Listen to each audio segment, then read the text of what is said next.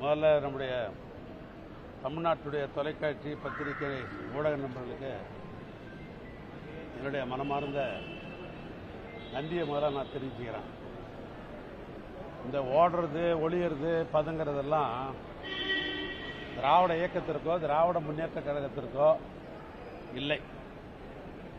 அப்படி அண்ணன் கலைஞர் அவர்களும் தமிழ்நாட்டு முதலமைச்சர் திராவிட மாடல் நாயகராக இருந்தவர் அண்ணன் மு.க. ஸ்டாலினும் எங்களை அப்படி வளர்க்கவில்லை. அரசியலாக சந்திப்பதற்கு எப்பொழுதும் திராவிட முன்னேற்ற கழகம் என்றைக்கும் சளைத்ததில்லை. பொதுவாக நான் மார்பு சம்பந்தப்பட்ட ஹார்ட் சம்பந்தப்பட்ட மருத்துவம் தொடர்ந்து 2016 இருந்து சிங்கப்பூரில் mount Elizabeth hospital doctor Jayarama லிங்கம் நாயக்கர் தான் ஹெட் ஆஃப் தி டிபார்ட்மெண்ட். அவர் தமிழ்நாட்டுக்காரர், கிட்டத்தட்ட 30 ஆண்டு காலம் அங்கே இருக்கார். அவர் அங்கே இருக்கிற தமிழ்நாட்டுக்கிற அரசியல்வாதிக்கு எத்தனை பேருக்கு அவரை தெரியும். அவர் பெரும் உதவி செய்வார். யாருக்கு போனாலும் என்ன மருத்துவனாலும் உதவி செய்யக்கூடியவர். 2016 மவுண்ட் எலிசபெத் ஹாஸ்பிட்டலில்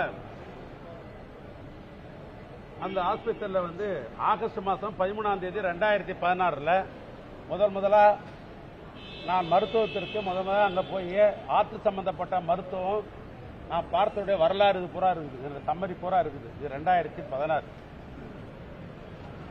ஆனால் தொடர்ந்து 2023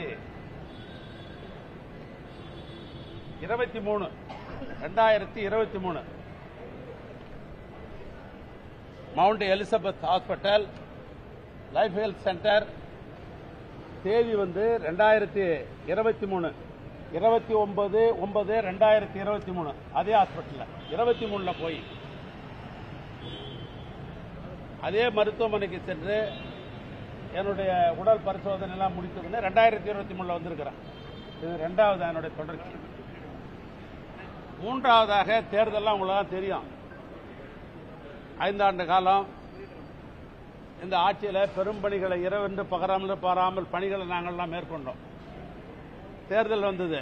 தேர்தலுக்கு பின்னால் மீண்டும் முறையாக மருத்துவம் போய் பார்த்து கொள்ள வேண்டும், மருத்துவ பரிசோதனை செய்து கொள்ள வேண்டும் என்ற அடிப்படையில் நான் 15ஆம் தேதி சென்ற மாதம் 15ஆம் தேதி சிங்கப்பூருக்காக போக வேண்டும் என்று நான் அப்ளை பண்ணேன். விசாவுக்கு அப்ளை பண்ணேன். இது விசாவுக்கு அப்ளை பண்ணி போன மாதம் 17ஆம் தேதி எனக்கு விசா கொடுத்துருக்குறாங்க. 15ஆம் தேதி சிங்கப்பூருக்கு போகிறதுக்கு மருத்துவத்துக்கு போகிறதுக்கு நான் அப்ளை பண்ணேன். 17ஆம் தேதி எனக்கு விசா கொடுக்கப்பட்டிருக்கிறது. அந்த விசா கொடுத்த அன்னைக்கு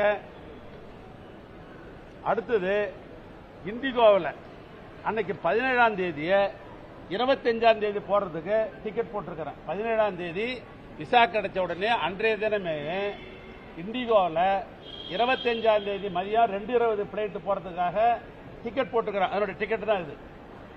ஆனால் அன்றைக்கு 25ஆம் தேதி நான் மாலையில் புறப்படுறதுன்னு முடிவு பண்ண போது காலையில் 7 மணிக்கு என் வீட்டுக்கு காவல்துறை நண்பர்கள் சோதனை என்ற பேரில் என்னிடத்தில் வாரண்ட் காட்டினாங்க. என்ன வாரண்ட்னு கேட்டேன். சார் உங்கள் வீடு நாங்கள் சோதனை பண்ணணும் சார், ஒத்துழைங்கன்னு சொன்னாங்க. தாராளமாக ஒத்துழைக்கிறேன். இந்த காவல்துறை ஏற்கனவே சென்ற மாதத்துக்கு முன்னால் இதே தமிழ்நாடு அரசு எங்களுடைய நிர்வாகத்தில் பணியாற்றிய காவல்துறை தானே. அந்த காவல்துறை என்பது அவங்க பொதுவானவர்கள் தானே, நான் முழு ஒத்துழைப்பு தரேன் அப்படின்னு சொன்னேன். அன்னைக்கு ஒத்துழைப்புக்கு வந்த அடிஷனல் சூப்பரண்ட் புகழ்வேந்தன் பேர், நான் அவர்கிட்டயே சொல்லி காட்டினேன். இதே மாதிரி நான் இன்றைக்கு 2:20 நான் விமானத்தில் சிங்கப்பூருக்கு மருத்துவத்துக்கு போகிறதாக நான் டிக்கெட் எடுத்திருக்கிறேன். இப்போ நீங்கள் சோதனைக்கு வந்திருக்கிறீங்க.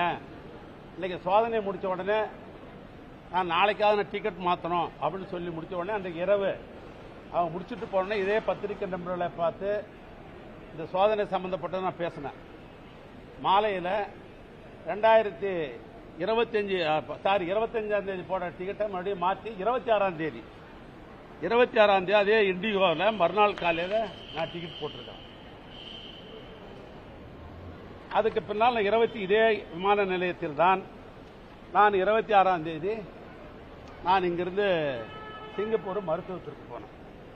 மருத்துவத்துக்கு போன பொழுது அங்கே என்னுடைய மருத்துவ பரிசோதனை எல்லாம் ஆரம்பிக்கப்பட்டது. இல்லை, எனக்கு பல ப்ராப்ளங்கள் இருக்குது. Allergy problem, neuro problem, heart problem. இந்த 3 ப்ராப்ளத்துக்கு தான் அங்கே போகணும் நான் முடிவெடுத்து நான் போனேன். அலர்ஜி ப்ராப்ளம்னா நாம் உண்ணுகிற உணவுப் பொருள்கள்லாம் எதெல்லாம் உடம்புல சேரும், ஏன் அதனால அலர்ஜி ஆகுது அப்படின்னு ஒரு முறை ஊசி போட்டால் 3 நாள் அப்சர்வ் பண்ணணுன்றாங்க. நான் அது மாதிரி 3 முறை நான் ஊசி போட்டிருக்கிறேன். அதே 9 நாள் எடுத்துக்கிச்சு. 2வது, அதே ஹார்ட் டாக்டர் நம்முடைய மருத்துவத்தை பொறுத்தளவுக்கு 29/6 அன்றைய தினம் இந்த நியூரோ ப்ராப்ளம் இருக்குது, நரம்பு. அந்த நியூரோ ப்ராப்ளத்திற்காக நரம்பியல் டாக்டர் லீ கிம் பின் அப்படின்ற மருத்துவர் அன்னைக்கு ஆலோசனை பண்ணி அன்றைய தினம் டெஸ்ட்லாம் எடுத்து அவருடைய மருத்துவ ஆலோசனையை நான் பெற்றிருக்கிறேன். அடுத்து 30/6/26 வயிறு சம்பந்தப்பட்ட பிரச்சனை எனக்கு, அதை பத்தி பார்க்கணும் அப்படின்னு முடிவு பண்ணி பீட்டர் யங் கெங் அப்படின்றவரு 30ஆம் தேதி அவரை நான் பார்த்திருக்கிறேன். அன்றைய தினமே இந்த அலர்ஜி டாக்டர் ஒவ்வாமை செங் எங் குவாங் அந்த டாக்டரை அவரை பார்த்திருக்கிறேன். அவர் தான் தொடர்ந்து 9ஆம் தேதி வரைக்கும் அவருடைய மருத்துவம் தொடர்ந்து இருந்தது. இந்த அலர்ஜி டாக்டரை மாத்திரம் அப்சர்வ். அதே நேரத்தில் 3ஆம் தேதி இதய மருத்துவர் நான் சொன்ன டாக்டர் ஜெயராம லிங்கவிநாயக்கர் அவருடைய பார்வையில் தான், அவர் தான் சீஃப் டாக்டர். அவருடைய ரெஃபரன்ஸ் தான் ஒரு டாக்டர் நான் பார்த்துருக்கிறேன். அதுக்குரிய எல்லா டாக்டருடைய சம்மரி என் கையில் இருக்குது. ஒரு டாக்டர் என்ன ஆலோசனை கொடுத்துருக்காங்க, என்ன மருந்து கொடுத்துருக்காங்க, என்னன்றது பூராமே கம்ப்ளீட்டா அவர்கள் அத்தனையும் என்னிடத்தில் எல்லாமே இருக்குது. 3ஆவதாக அவர்கள் கொடுத்த மொத்தமும் இந்த கேஷீட்டில் தான் மொத்தமும் இருக்கு. எல்லா டாக்டரும் கொடுத்தது இந்த 2026 சம்மரி கம்ப்ளீட்டா. நான் எந்தெந்த டாக்டரை பார்த்தேன் என்ன அப்படின்ற மொத்த சம்மரியும் இசிஜியில் இருந்து வயிறு ஹார்ட் சம்பந்தப்பட்ட அந்த உங்களுக்கு எல்லா சம்பந்தப்பட்டதும் 26 எடுத்தது மொத்தமும் எல்லா டாக்டருடைய கன்சல்டிங்கு அவங்களுடைய சம்மரி. நான் எப்படி இதுக்கு மேல என்ன உணவு சாப்பிடணும், என்ன செய்யணும், என்ன மாத்திரை சாப்பிடுறது மொத்தமும் 26 இதுக்குரிய டாக்குமெண்ட் இவ்வளவு இருக்குது. இன்றைய சூழ்நிலையில் 3ஆம் தேதி வர சொல்லி ஒரு சம்மன் எங்க வீட்டில் ஒட்டினதா எனக்கு தகவல் சொன்னாங்க. நான் உடனே அந்த சம்மனை ஃபேக்ஸில் அனுப்ப சொன்னேன். அதில் படித்து பார்த்தேன். நீங்கள் 3ஆம் தேதி வரணும் அப்படின்னு அந்த சம்மன் இருந்தது.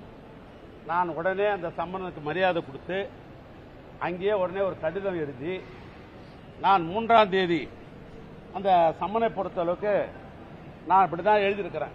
அப்படியே படிச்சிடுறேன். வணக்கம், என் மீது தொடக்கப்பட்ட எஃப்ஐஆர் வழக்கு சம்பந்தமாக 9/7/2020 அன்று மீண்டும் விசாரணைக்கு 3ஆம் தேதி கொடுத்ததுக்கு லெட்டர் கொடுத்துட்டேன். நான் என்ன கொடுத்தேன்னா, எனக்கு வர்றதுக்கு 10 தினங்கள் ஆகும், நான் மருத்துவம் முடிச்சுட்டு வர்றேன் அப்படின்னு சொல்லிட்டு அது கடிதம் கொடுத்தேன். 3ஆம் தேதி கொடுத்த கடிதத்தை அதிலே 10 தினங்கள் நான் குறிப்பிடுறேன். ஆனா உடனே 9ஆம் தேதி வான்னு சொல்லி ஒரு லெட்டர் கொடுக்குறாங்க மறுபடியும். அந்த லெட்டருக்கு தான் நான் எழுதியிருக்கிறேன். என் மீது தொடக்கப்பட்ட எஃப்ஐஆர் வழக்கு சம்பந்தமாக 9/7/2020 அன்று மீண்டும் விசாரணைக்கு வர சொல்லி நோட்டீஸ் அனுப்பியுள்ளீர்கள். 3/7/2020 அன்று எனது வழக்கறிஞர் மூலமாக நான் சிங்கப்பூரில் என் உடல் சம்பந்தமாக மருத்துவ சோதனையில் ஈடுபட்டுள்ளேன். எனக்கு 10 தினங்கள் அவகாசம் தாருங்கள் என கடிதம் கொடுத்திருந்தேன். தாங்கள் வழக்கறிஞரிடம் வாய்மொழியாக 5ஆம் தேதிக்கு மேலும் நோட்டீஸ் அனுப்புகிறேன் என்று கூறிவிட்டு 5 தினங்களிலே வர சொல்லுகிறீர்கள். 9/7/2002 மீண்டும் என் இல்லத்தில் நோட்டீஸ் அனுப்பப்பட்டிருக்கிறது. மேலும் 12/7/2020க்குள் மருத்துவ சோதனை முடிந்துவிடும். எனவே தாங்கள் 12/7/2000க்கு மேல் எந்த தேதியில் அழைத்தாலும் விசாரணைக்கு முழு ஒத்துழைப்பு அளிக்கிறேன் என்பதை அன்புடன் தெரிவித்துக் கொள்கிறேன் அப்படின்னு நான் கடிதம் வக்கீல் மூலமா அனுப்பி. எங்க ஓடுறாங்க, எங்க ஒளிகிறாங்க, எங்க பதுங்குறாங்க. மருத்துவத்திற்கு எப்பயும் போற மாதிரி போறோம். கடிதம் வக்கீல் மூலமா அங்கிருந்து நாங்கள் கொடுக்கிறோம். முழு ஒத்துழைப்பு தரேன்னு சொல்றோம். இவ்வளவுக்கு பின்னாலும் ஓடுறாங்க, ஒளிகிறாங்க, பதுங்குறாங்கன்றது இது அர்த்தமில்லாத கருத்துடைய வார்த்தைகள் தான். அதனால என்னை பொறுத்தளவுக்கு 2014 மருத்துவம், அந்த தொடர் மருத்துவமாக 2023, அவனுடைய தொடர் மருத்துவமாக 2024 நான் மருத்துவத்திற்காக போயிருக்கிறேன் ஒழிய வேற எதுவும் நான் சுற்றுலா பயணியாகவோ வேற எதற்காகவோ அங்கேயோ நான் போகவில்லை. இவ்வளவுதான் இன்னைக்கு நாட்டுக்கு சொல்ல வேண்டிய விஷயம். ஏன்னா ஒரு வார காலம் அவர்களுக்கு என்னென்ன கற்பனை தோன்றுமோ அப்படி கற்பனையில் பல்வேறு வகையில் பல மிக மிக நமக்கு பிடித்த நண்பர்கள்லாம் சமூக வலைதளத்தின்ற பேரில் அவங்களுடைய கற்பனையெல்லாம் அவுத்து விட்டுருக்கிறாங்க. அத்தனை நண்பர்களுக்கும் நான் இந்த உங்களையெல்லாம் சந்திப்பதன் மூலமாக ஒரு முழுமையான விளக்கத்தை தந்திருக்கிறேன். இது போதுமான என்று நான் கருதுகிறேன்.